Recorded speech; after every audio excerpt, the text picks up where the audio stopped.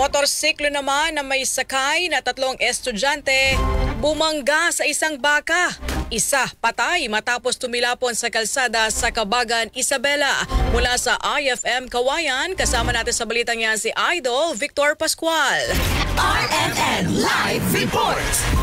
Trahedya ang sinapit ng 3 kabataang magkakaangkas sa isang motorsiklo matapos bumangga sa isang ligaw na baka sa Kansan Bagutari Bridge, Barangay Kansan, Cabagan, Isabela. Dead on arrival ang isa sa 2 angkas na kinilalang si Jacob Katagatan, 15 anyos, habang kinilalang driver ng motorsiklo na si alias Frank, 16 anyos, estudyante, kasama ang isa pang backrider na si alias Sara, 14 anyos, na pawang mga residente ng Barangay Balileng, Santo Tomas, Isabela. Batay sa investigasyon, habang tinatahak ng mga biktima ang daan patungong Barangay Bagutari, hindi umano napansin ng driver ang puting baka na nakahambalang sa kalsada. Sinubukan pa umano nitong umiwas, ngunit bumangga pa rin sa hayop dahilan upang tumilapon ang 3 sa sementadong kalsada. Agad na isinugod ng rescue team mula Cabagan MDRRMO ang mga biktima sa Milagros Albano District Hospital, ngunit idineklarang dead on arrival si Katagatan dahil sa tinamong matinding pinsala. Samantala, si Frank ay inilipat sa Cagayan Valley Medical Center para sana sa karagdagang gamutan, ngunit kalaunay namatay rin, habang si Sara ay patuloy na nagpapagaling. Samantala, nasa kustodiya na ng mga pulisya ang motorsiklo na isang Yamaha Sniper 150, kulay itim na walang plaka, na nagtamo ng pinsalang hindi pa natutukoy ang halaga. Nagbukas ang insidente ng usapin tungkol sa kaligtasan sa kalsada at sa kawalan ng kontrol sa mga ligaw na hayop na madalas mahambalang sa kalsada sa ilang bahagi ng Isabela. Ayon sa ilang residente, hindi ito ang unang pagkakataon na nagkakaroon ng aksidente dahil sa mga baka at kalabaw na gumagala sa gilid ng kalsada, at umapela rin sila sa mas mahigpit na pagpapatupad ng ordinansa laban sa mga stray animals. Kasama nyo mula rito sa IFM Kawayan, ako si Idol Victor Pascual, Tatak RMN.